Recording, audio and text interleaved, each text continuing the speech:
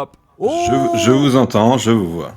Salut Oscar. Salut Oscar. Salut. Écoute, on est ravis de t'avoir dans l'émission. Pour les gens qui ne connaissent pas Oscar Le Maire, on peut le dire, c'est la référence du journalisme business économie. Jeux vidéo, business, c'est vraiment la référence. Voilà. Donc si vous ne le connaissez pas, vous avez tort. Et donc allez le connaître un peu mieux. Sony, d'un coup d'un seul, sorti nulle part, a augmenté le prix de la PlayStation 5. Elle prend du coup 50 euros. Déjà, la première question, Oscar, est-ce qu'on avait déjà vu un truc équivalent sur des grandes consoles de type Nintendo, Sony, Microsoft, un prix qui augmente? Alors, il y avait eu un cas sur la Wii, mais c'était Ah. beaucoup plus léger. Enfin, déjà, c'était spécifique au marché britannique. C'était une augmentation qui était assez légère, qui était, je crois, de 20 livres, un truc comme ça. En gros, les magasins, à eux de voir s'ils répercutent sur le prix de vente ou s'ils ils rentrent sur leur marge, quoi. Et D'accord. c'est quelque chose que Nintendo avait fait juste après la crise de 2008. Enfin, c'était à cause des taux de change, en fait. Mais évidemment, et déjà, c'était d'une certaine manière moins grave parce que, disons que c'était plus un objet qui avait une telle demande comme la PS5 aujourd'hui, quoi. J'ai envie de dire, Microsoft et Oui. Nintendo n'ont pour l'instant pas augmenté le prix de leur machine. Peut-être qu'ils vont suivre. Mais on a vu Meta, on voit Sony maintenant. Est-ce que toutes ces raisons se justifient vraiment? Bah, le truc, c'est que Meta, sa division qui s'occupe de la VR, mais qui s'occupe aussi du métavers, perd énormément d'argent. Forcément, ils ont des investissements énormes sur leur projet de métavers et à côté la VR. Donc, j'imagine que les deux ne sont pas rentables à l'heure actuelle, mais que les problèmes viennent surtout du métavers. Maintenant, voilà, le fait est que du coup, eux, ils sont dans une logique, il faut qu'on essaye d'atteindre la rentabilité, et donc forcément, dans un contexte d'inflation, etc., d'une certaine manière, c'est un peu plus justifié dans leur cas.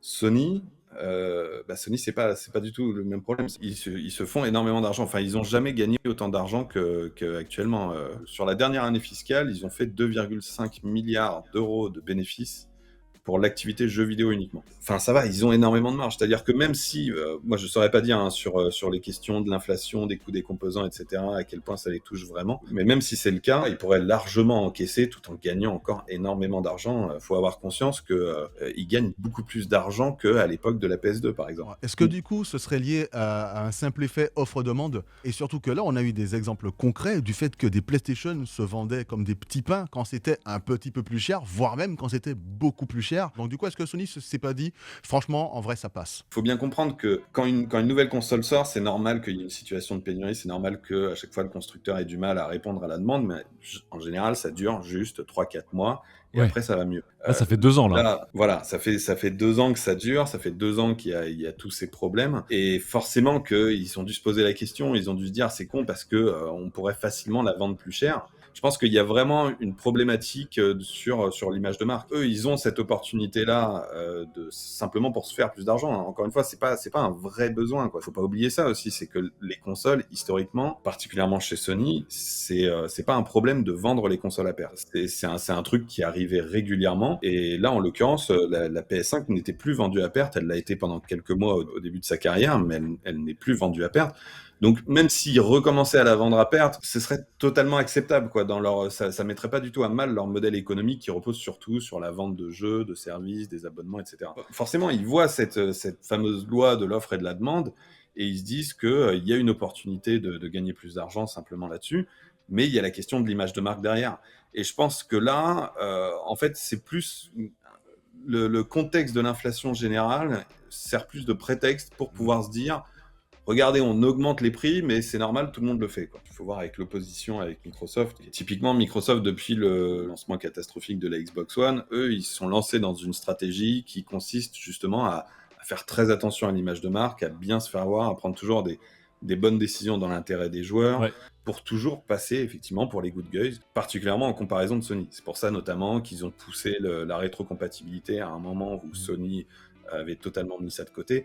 Enfin, des trucs de genre. Et je crois que c'était il y a 1 an, il y avait eu l'histoire comme quoi ils augmentaient le prix du Xbox Live Gold, et ils ont très vite réagi en disant bon bah on annule, quoi. Ils ont tout de suite été alertés par les mauvais retours du public, Exactement. et comme pour eux c'est un truc essentiel, bah très vite ils ont pris des mesures pour annuler ça. Quand ils voient que Sony tente ça, Microsoft pourrait se dire bon bah on peut faire la même chose, on passera pas pour des connards parce que Sony l'a fait avant. Mais en même temps, ils se disent aussi, c'est l'opportunité pour nous de se démarquer en passant pour vraiment des bonnes Ouais. personnes dans l'histoire, quoi. Typiquement cette histoire où Sony faisait attention à ça, donc à la fin de génération PS3, début de préparation de la PS4, c'était une époque où Sony était dominé par Microsoft aux États-Unis et en Angleterre, donc les deux plus grands marchés occidentaux. Oui. Donc finalement, il y avait un peu une ambiance d'outsider chez Sony à ce moment-là. Et sauf que derrière, sur la génération PS4, Sony a pris l'avantage partout. Enfin, il y a un truc, c'est surtout qu'aux États-Unis, c'est resté assez serré la confrontation entre Microsoft et Sony sur la génération PS4 Xbox One.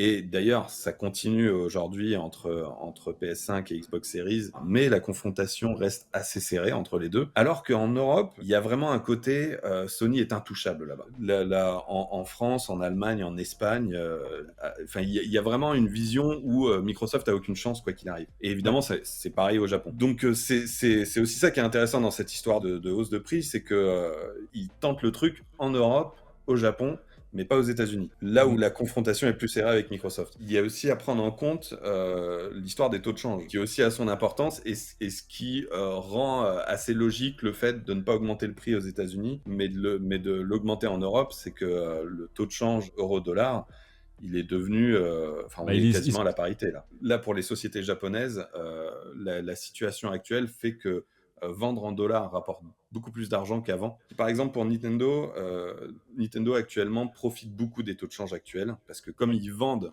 beaucoup aux États-Unis, et de toute façon, ils vendent majoritairement en dehors du Japon, donc forcément, ils gagnent plus d'argent à l'arrivée du fait des taux de change.